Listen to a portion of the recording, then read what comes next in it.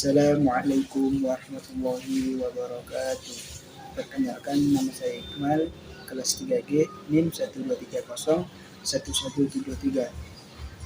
Program Studi Pendidikan Agama Islam, Fakultas Tarbiyah dan Ilmu Keguruan.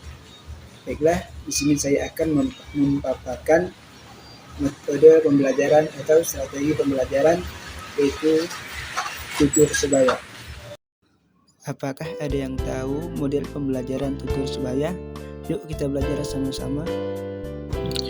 Tutur sebaya adalah metode pembelajaran dengan cara memberdayakan peserta didik yang memiliki kemampuan lebih tinggi dari peserta didik lain untuk bertugas menjadi tutor, yaitu memberikan pelajaran dan latihan kepada teman lain yang belum paham.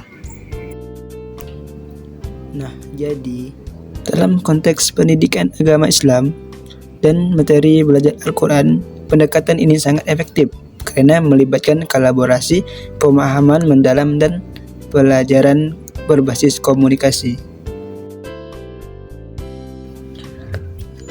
Karakteristik model pembelajaran tutur sebaya. Itu yang pertama, interaksi kolaboratif. Itu pembelajaran berbasis tutur sebaya menekankan kerja sama antar siswa. Yang kedua, partisipasi aktif. Jadi semua siswa kita libatkan, baik sebagai tutor maupun sebagai peserta yang belajar. Yang ketiga, pembelajaran dua arah. Jadi tidak hanya siswa yang belajar dari tutor, tetapi tutor juga memperoleh pemahaman yang lebih mendalam melalui proses mengajar. Yang keempat, fleksibilitas. Jadi tutur sebaya dapat dilaksanakan di kelas, luar kelas, ataupun bahkan di lingkungan rumah. Langkah-langkah implementasi dalam pembelajaran pendidikan agama Islam dalam materi Al-Quran. Jadi kita sebagai guru kita mempersiapkan dulu.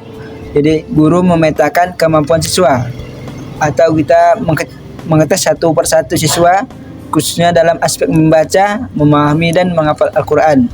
Mana yang lebih sempurna, yang lebih lancar, dan lebih fasih dalam membaca Al-Quran. Yang kedua, siswa yang memiliki kemampuan lebih baik dalam membaca Al-Quran dipilih menjadi tutor sebaya. Misalnya ada 3 kelompok yang kita bagi. Jadi kita cari 3 orang yang pandai membaca Al-Quran dan fasih. Lanjut, kita sebagai guru menyiapkan materi belajar yang sesuai dengan tingkat kemampuan siswa. Jadi kita harus memahami karakter siswa atau kemampuan siswa seperti tajwid, makhraj huruf, dan hafalan surah tertentu. Lanjut ke pelaksanaan tutur sebaya. Jadi kita sebagai guru membuat kelompok untuk siswa ke dalam beberapa kelompok, misalnya 4 atau 6 orang setiap kelompok. Setiap kelompok itu memiliki 1 orang untuk tutor sebaya. Jadi kegiatan pembelajaran. Jadi tutor memberikan contoh membaca ayat-ayat Al-Quran dengan tajwid dan makhraj yang benar. Jadi seseorang yang sudah kita pilih, yang kita untuk tutor sebaya itu memberikan arahan kepada setiap kelompok, memberikan membaca Al-Quran yang baik dan benar. Lanjut, anggota kelompok mengulang bacaan sesuai panduan tutor. Jadi tutor memberikan koreksi jika ada kesalahan. Jadi misalnya ada yang salah di kelompok itu, yang tutor lah yang menjelaskannya atau membetulkannya. Lanjut, tutor membimbing anggota kelompok dalam menghafal surah tertentu dengan menggunakan metode seperti pengulangan, pengelompokan ayat, atau metode lain yang disepakati. Misalnya, jika fokusnya adalah pemahaman Al-Quran, jadi tutor membantu teman-temannya memahami arti dan tafsir ayat dengan bantuan guru. Jadi diskusi dan tanya jawab. Anggota kelompok dapat bertanya mengenai hal-hal yang sulit dipahami. Tutor memberikan penjelasan dengan panduan dari guru. Jadi guru memberikan arahan kepada yang sudah dipilih sebagai tutor. Latihan dan evaluasi. Jadi tutor memantau perkembangan kemampuan anggota kelompoknya melalui latihan membaca, tes tajwid, atau hafalan. Jadi, dalam model pembelajaran tutor sebaya adalah guru dalam proses sebagai fasilitator yang memantau jalannya pembelajaran dalam setiap kelompok.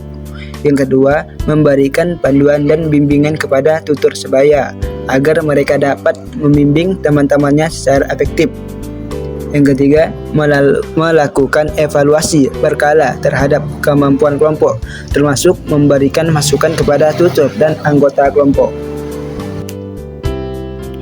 Keunggulan model pembelajaran tutor sebaya dan pembelajaran Al-Quran itu meningkatkan pemahaman dan keterampilan. Jadi, tutor sebaya memperkuat pemahaman mereka dengan mengajarkan kembali materi. Kedua, anggota kelompok mendapatkan kesempatan belajar dari teman sebaya yang lebih memahami materi. Yang kedua, memupuk kepedulian sosial. Jadi, model tutor sebaya ini mendorong siswa untuk saling membantu, bekerja sama, dan memahami bahwa pembelajaran adalah proses bersama. Yang ketiga, mengurangi beban guru. Jadi, dengan adanya tutor sebaya, guru dapat lebih fokus pada kelompok-kelompok yang membutuhkan perhatian khusus. Misalnya, ada yang belum tahu sama sekali dalam belajar Al-Quran, itu guru yang harus membimbingnya. Yang keempat, motivasi belajar.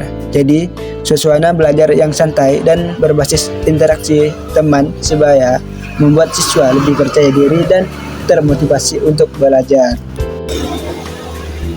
Berikut ada beberapa contoh aplikasi tutor sebaya dalam materi Al-Quran. Yaitu yang pertama, belajar tajwid. Jadi, tutor sebaya membantu anggota kelompok memahami hukum tajwid seperti ikhfa, izhar, idgham, dan iqlab dengan memberikan contoh penggunaan hukum tersebut dalam membaca ayat. Yang kedua, memperbaiki makhrajul huruf, yaitu tutor sebaya melatih anggota kelompok mengucapkan huruf hijaiyah dengan makhraj yang benar, seperti membedakan pengucapan huruf shad dan sin atau ain dan alif dan lain. Yang ketiga, menghafal surah.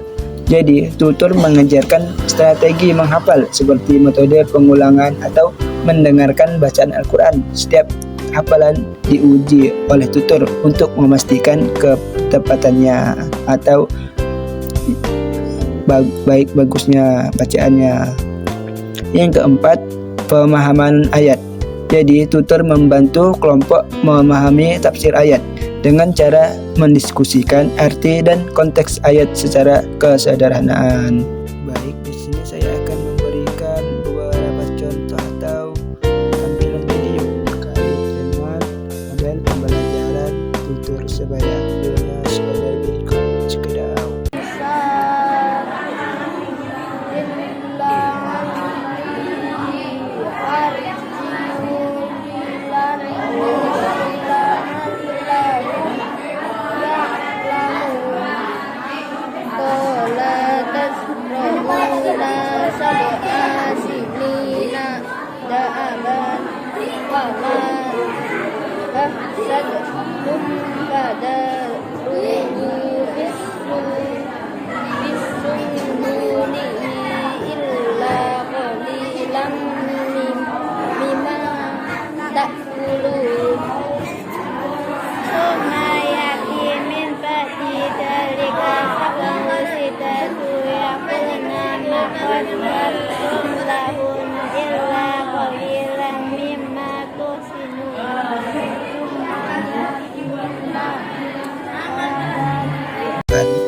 Model pembelajaran tutor sebaya itu sangat relevan untuk diterapkan dalam pembelajaran pendidikan agama Islam dalam metode materi Al-Quran.